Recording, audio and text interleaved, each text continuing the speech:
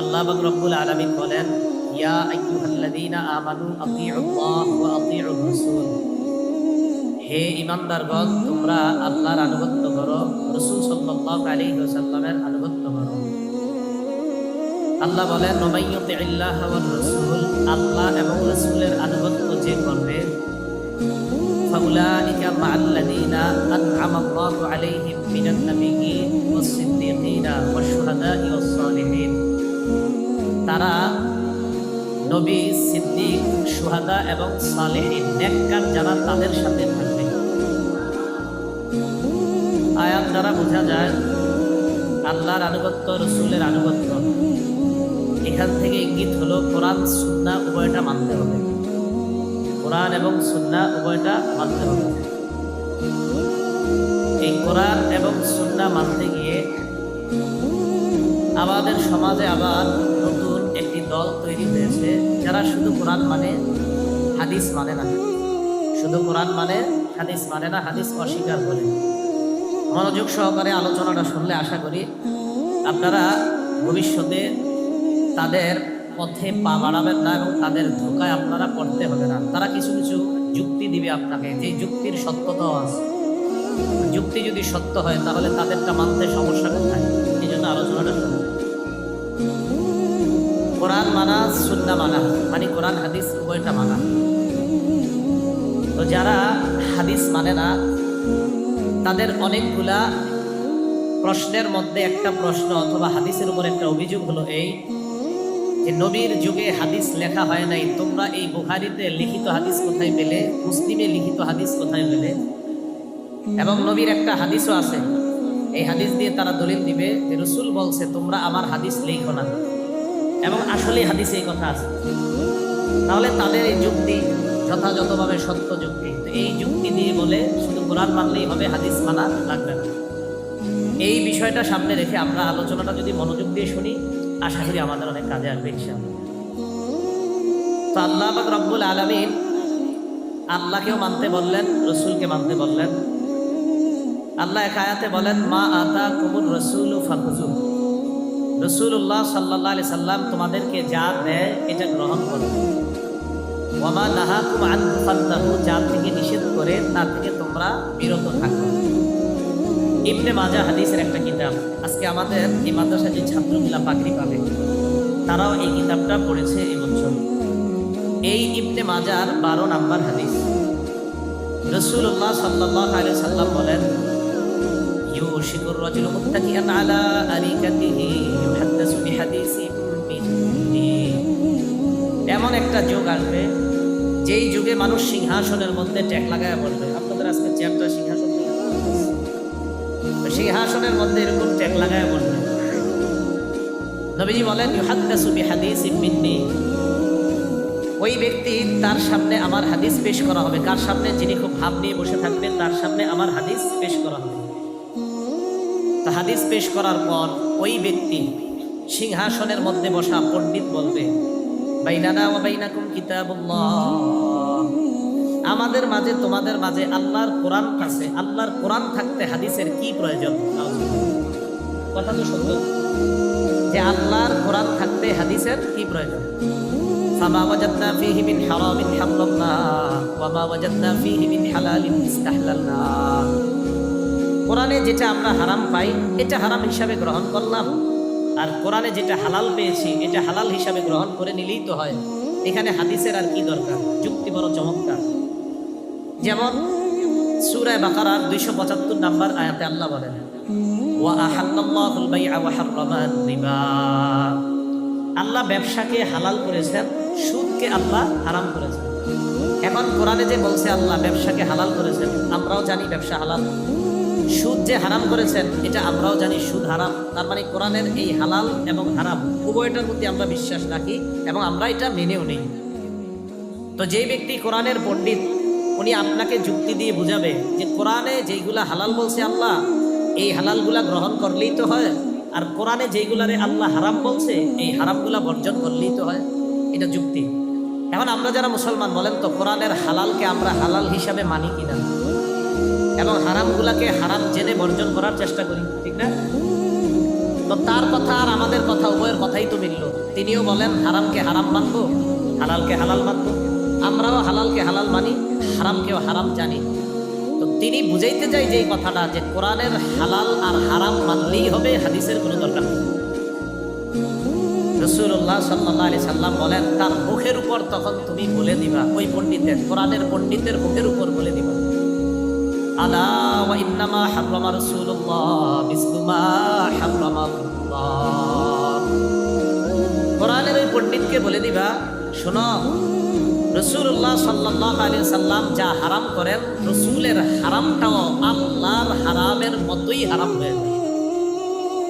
তাহলে রসুল হাদিসের মাধ্যমে যেগুলাকে হালাল করবেন, রসুল হাদিসের মাধ্যমে যেগুলাকে হারাম করবেন, আমার নবীর হালাল হারাম করার বিষয়টাও আল্লাহ যদি অনুমোদন দিয়ে দেয়, তো আল্লাহর হালাল আর হারাম আর আমার নবীর করা হালাল আর হারাম উভয়টা ইসলামী শরীয়তের বিধান হিসাবে সাব্যস্ত হবে। তাহলে শুধু কোরআন না শুধু হাদিস, না কোরআন হাদিস? কোরআন হাদিস। এখন আসেন যারা বলে হাদিস মানা লাগবে না, তারা একটা যুক্তি দেয় কি, যে রসুল হাদিস লিখতে নিষেধ করছে। তোমরা এই লিখিত হাদিস কই পেয়েছো? আজকে রাত বুখারী কখন?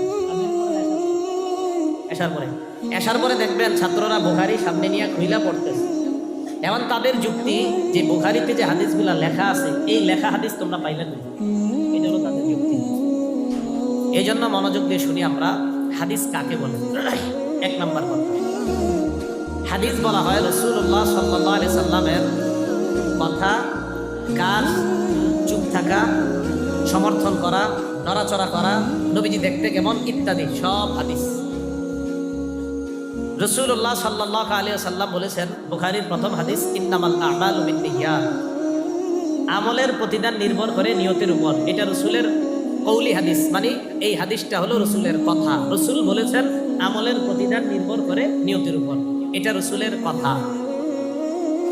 রাসূলুল্লাহ সাল্লাল্লাহু আলাইহি সাল্লামের কাজ বা কর্ম, যেমন উবাইদুল্লাহ ইবনে আবি রাফি বলেন, রাআইতু রাসূলুল্লাহ সাল্লাল্লাহু আলাইহি ওয়াসাল্লাম আযানা ফি উযুনিল হাসান ইবনে আলী ইবনে আবি তালিব হিনা ওয়ালাদাতহু ফাতিমা বিস-সালাহ। উবাইদুল্লাহ ইবনে আবি রাফি তার বাবা থেকে বলেন, আমি নবীকে দেখলাম, ফাতেমার ছেলে হাসান দুনিয়াতে যেদিন আসলো, সেদিন আমি আল্লাহ রাসূলকে দেখলাম মুয়াজ্জিন মসজিদে যে আযানটা দেয়, অবিকল ওই আযানটা হাসানের দুই কানে দিতে দেখলাম। এটা রাসূলের কাজ। তাহলে প্রথম ইন্নামাল আমালু বিন্নিয়াত, রাসূলের কথা গেল। এক সাহাবী বলছেন, রাসূলের একটা কর্ম দেখলাম, হাসানের কানে আযান দিতে, এটা রাসূলের কর্ম। রাসূলুল্লাহ সাল্লাল্লাহু আলাইহি সাল্লাম একদল সাহাবাকে পাঠাইছেন এক এলাকায়। পাঠানোর পর নবীজি বললেন, অমুক এলাকায় যাওয়ার পরে তোমরা আসরের নামাজটা পড়বা। মাঝ পথে যাওয়ার পর একদল সাহাবা দেখে ওই এলাকায় যাইতে যাইতে যাওয়ার আগে সূর্য ডুবে যাবে। এখন সূর্য ডুবে গেলে কি আসরের নামাজ থাকে না কাজা হয়ে যায়? তো একদল সাহাবা দেখলেন যে সূর্য ডুবার আগে যদি নামাজ পড়তে হয়, তাহলে ওই এলাকায় যেয়ে পড়া যাবে না, আমরা এখানেই পড়ে নেই। আরেকদল সাহাবা কয় না, নবী বলছে ওই এলাকায় গিয়ে পড়তে, অতএব ওখানে গিয়ে পড়তে হবে। চাই সূর্য ডুবে যাক, সূর্য ডুবে গেলে কিছু করার নাই, নবী যেহেতু বলছে ওখানে গিয়ে করতে। এটা সাহাবাদের মধ্যে কয় দল হইল? দুই দল। একদল ওই পথিমধ্যেই ওযু করে সূর্য ডুবে যাওয়ার আশঙ্কায় আসর পড়ে নিল, আরেক দল পড়ে নাই, তারা ওই এলাকায় গেল, মানে তারা পড়তে পারে নাই সময় মতো। দুই দল রসুলের কাছে আসলেন, আয়েশা তাদের এই অবস্থা রসুলের কাছে ব্যক্ত করলেন। রসুল কোন দলকেই নিন্দা করলেন না, কিছু বললেন না। তার মানে এই জায়গায় সাহাবাদের উভয়ের ইজতিহাদকে আল্লাহ রসুল সমর্থন করেছেন। ঠিকই, ইজতিহাদ মানে গবেষণা। যারা গবেষণা করছে যে এখানে থেকেই আমরা নামাজটা পড়ে নেই, এটাকেও রসুল সমর্থন জানাইলেন। আবার যারা ওখানে গেছে যে আমার কথা মেনে নিছে, তাদেরকেও রসুল নিন্দা করলেন না। এই যে রসুলের সমর্থন করাটা, এটাও একটা হাদিস। এটা কি একটা হাদিস? তাহলে রসুলের বলাটাও হাদিস, রসুলের কর্মটাও হাদিস, রাসূলুল্লাহ সাল্লাল্লাহু আলাইহি সাল্লামের সমর্থন করা এটাও হাদিস। দুই নাম্বার কথা, হাদিসের প্রকার। হাদিসের অনেক প্রকার। মৌলিকভাবে প্রাথমিকভাবে হাদিস দুই প্রকার, ইলমুল হাদিস বির রিওয়ায়া, ইলমুল হাদিস বিদ দিরায়া। এই যে আমি এখন আপনাদের সামনে একটা হাদিস বলি, কথার কথা আপনাদের সামনে আমি বললাম যে ক্বালা রাসূলুল্লাহ সাল্লাল্লাহু আলাইহি সাল্লাম, নবীজি বলেন ওয়াইলুল লিল আকাবি মিনান নার, উজু করতে গিয়ে পায়ের গোড়ালি যদি না ভিজে, পায়ের গোড়ালি যদি শুকনা থাকে, উজু করতে গিয়ে নবী বলেন এই অংশটা জাহান্নামে, এই অংশটা জাহান্নামী, মানে উজু হয় নাই। এই যে আমি একটা হাদিস বর্ণনা করলাম, এটাকে বলা হয় ইলমুল হাদিস বিদ রিওয়ায়া, মানে বর্ণনা করা হাদিস। 2 নাম্বার ইলমুল হাদিস বিদ দিরায়া। ইলমুল হাদিস বিদ দিরায়া কাকে বলে, এটা এই যুগের মানুষ আপনারা ভালো বুঝেন এখন। সহিহ দঈফ মাশাআল্লাহ এটা তো শিখে গেছে সাধারণ জনগণ। হাদিস কিভাবে সহিহ কিভাবে দুর্বল হয়। একটা হাদিস 10 জন বর্ণনা করছে, 10 জনের মাঝে কেউ মিথ্যাবাদী আছে কিনা, 10 জনের মধ্যে কারো মেধা দুর্বলতা আছে কিনা, 10 জনের মধ্যে কারো স্মৃতিশক্তি কম আছে কিনা, এই যাচাই বাছাই করা হয় যেই বিদ্যার মাধ্যমে, এই বিদ্যাটাকে বলা হয় ইলমুল হাদিস বিদ দিরায়া।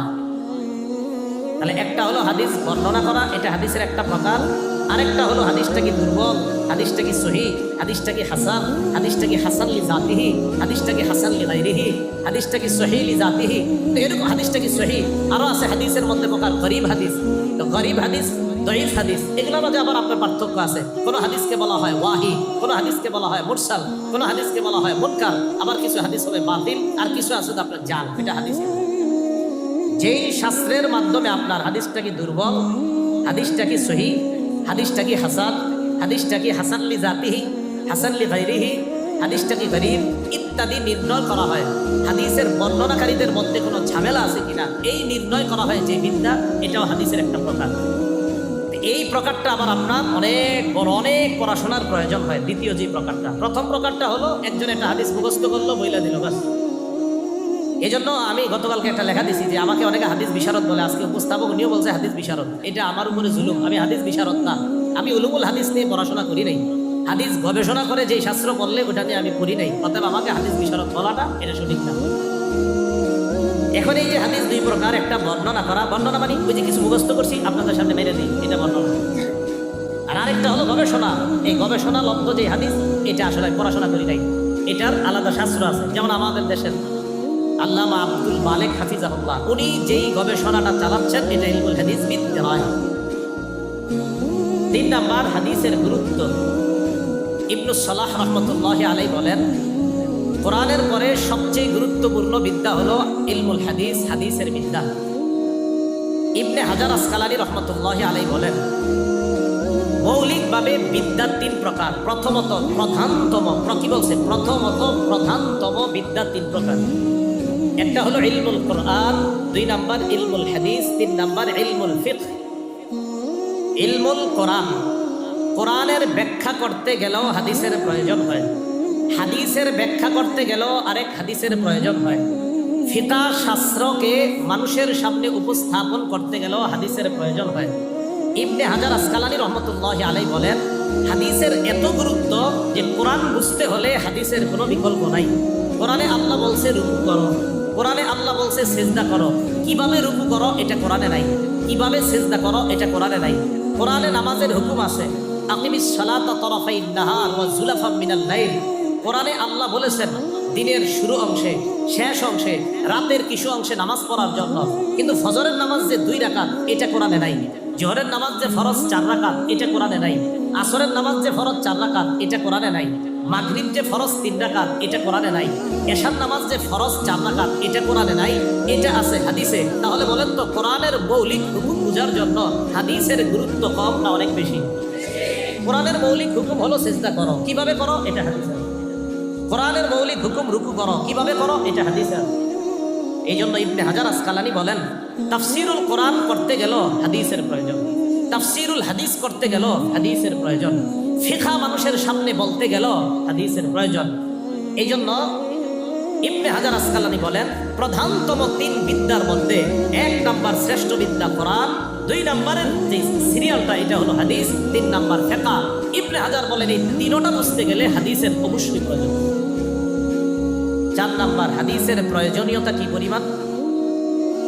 হাদিসের প্রয়োজনীয়তা ইসলামকে বিকৃতভাবে যারা উপস্থাপন করে, ইসলামের এই বিকৃতি সাধনকে রক্ষা করতে হলে, ইসলামের সৌন্দর্যতা মানুষের সামনে উপস্থাপন করার জন্য হাদিসের গুরুত্ব, হাদিসের প্রয়োজনীয়তা বলে শেষ করা যাবে না।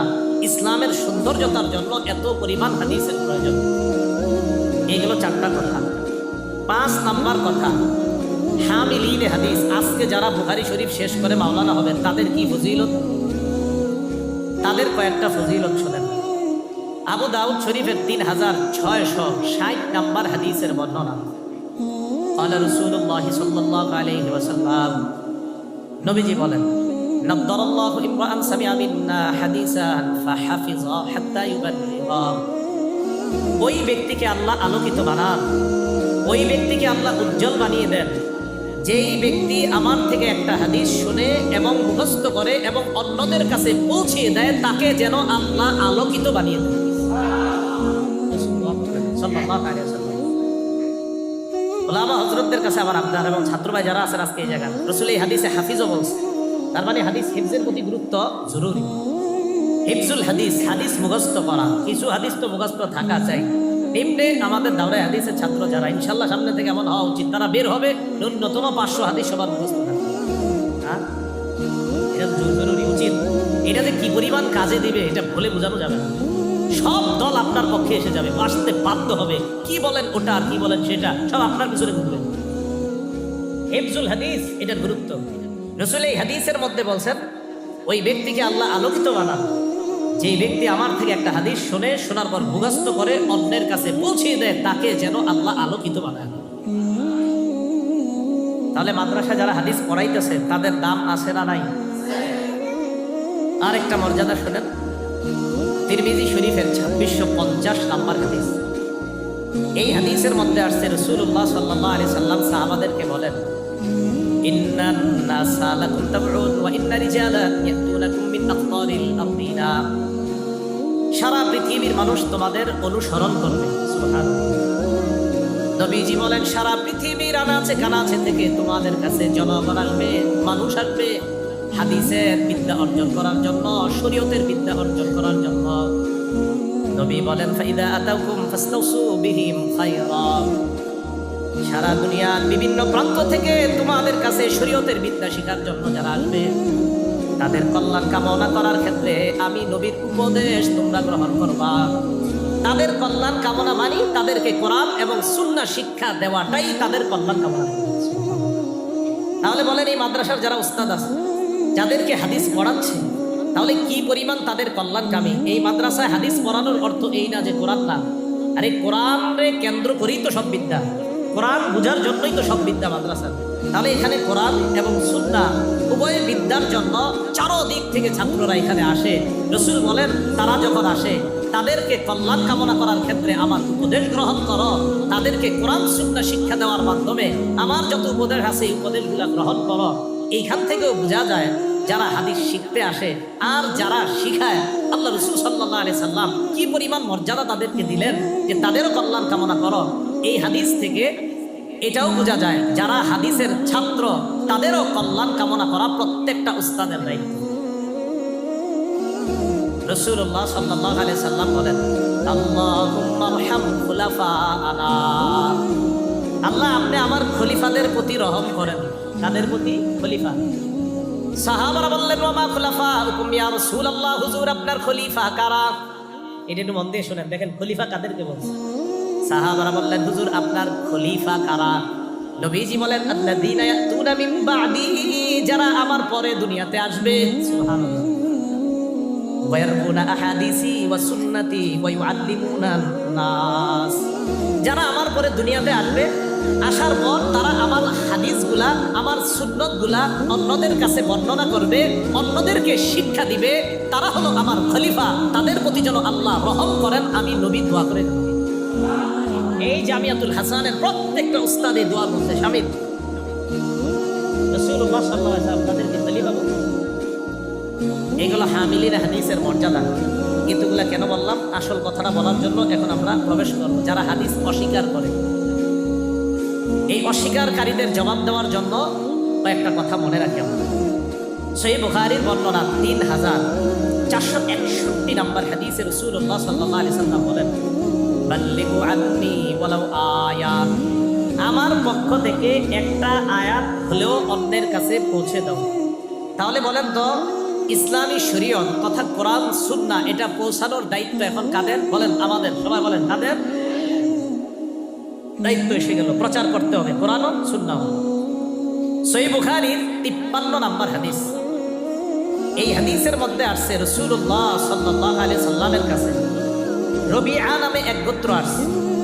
আসার পর আল্লাহ রসুলকে বললেন, ইয়া রাসূলুল্লাহ, আমাদেরকে কিছু হুকুম করেন আর কিছু নিষেধ করেন, যেন আমরা আপনার এই হুকুমগুলা আর নিষেধাজ্ঞাগুলা অন্যদের কাছে বলতে পারি। এমন কিছু হুকুম আর নিষেধ আমাদেরকে করেন। হুজুর, আমাদেরকে কিছু আদেশ করেন, আমাদেরকে কিছু নিষেধ করেন, আমরা যেন যারা আসতে পারে নাই আজকে তাদের কাছে গিয়ে আপনার এই আদেশগুলা, আপনার এই নিষেধগুলা যেন তাদেরকে জানায় দিতে পারি। রসুল তাদেরকে 4টা বিষয়ে হুকুম করলেন। বলেন কয়টা? 4টা। আর 4টা বিষয়ে নিষেধ করলেন। নিষেধ করার পর মূল যে কথাটা বলতে যাচ্ছি, রসুল বললেন, ইহফাজুহুন্না, আমি এতক্ষণ যা যা বললাম সব মুখস্থ করো। ওয়াখবিরু বিহিন্না মান ওয়ারাআকুম, আর আমার এই কথাগুলা তোমরা মুখস্থ করে যারা আসতে পারে নাই তাদের কাছে গিয়ে তোমরা সংবাদ দিবা, তাদেরকে জানিয়ে দিবা। খুব বুঝবেন, এই হাদিসগুলাতে লেখার কোনো কথা আছে? নাই। বলেন, লেখার কথা আছে? নাই। কি আসছে? একটা বললাম, নবী বললেন প্রচার করো। বলেন এই যে লিখিত আকারে না মুখস্থ?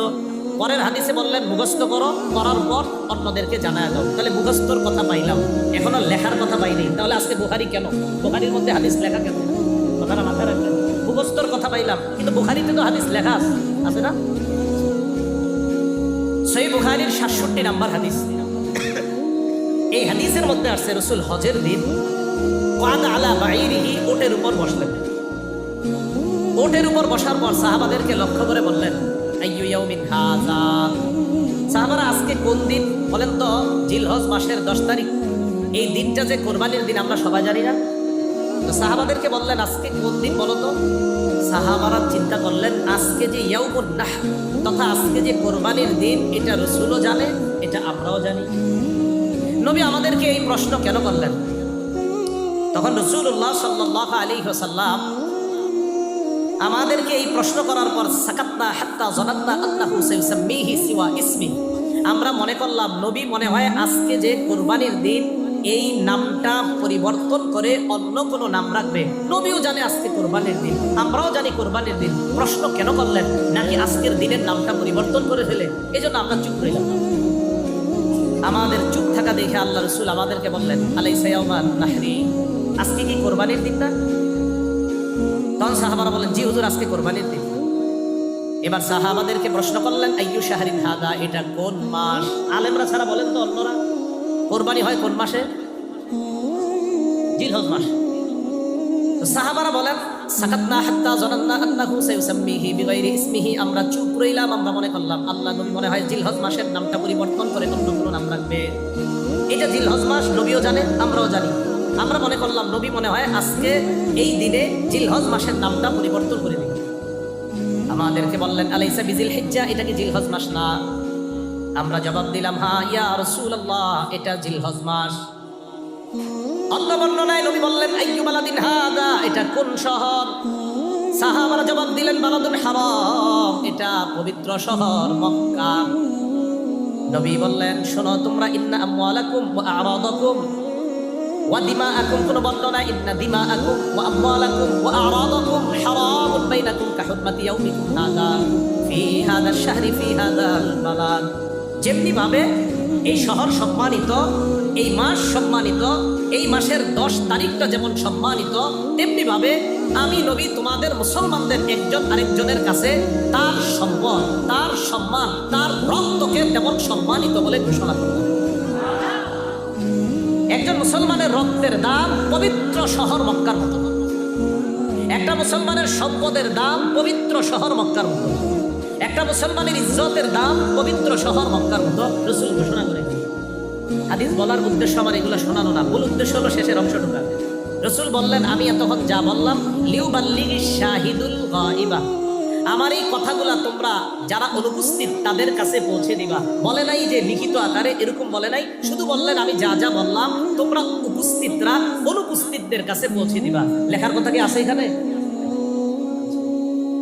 আবু দাউদ শরীফের আরেকটা হাদিস শোনেন, 3659 নাম্বার হাদিস। قال رسول الله صلى الله عليه وسلم, নবী বলেন, তাসমাউনা ওয়া ইউসমাউ মিনকুম ওয়া ইউসমাউ মিম্মান সামিআ মিনকুম। সাহাবারা শোনো, তোমরা আমার থেকে যে হাদিস শুনবা, তোমাদের থেকে কিন্তু পরবর্তী জেনারেশন শুনবে, তাদের থেকে আবার পরবর্তী জেনারেশনরা শুনবে। আবার শোনেন, নবীজি বললেন, আরো কমায় দেন, আওয়াজ কমান, তোমরা আমার থেকে যেই হাদিস শুনতেছো এই হাদিস তোমাদের পরবর্তীরা শুনবে, যারা তোমাদের থেকে শুনবে তাদের থেকে তাদের পরবর্তী যারা তারাও শুনবে। তাহলে এখান থেকেও বোঝা যায়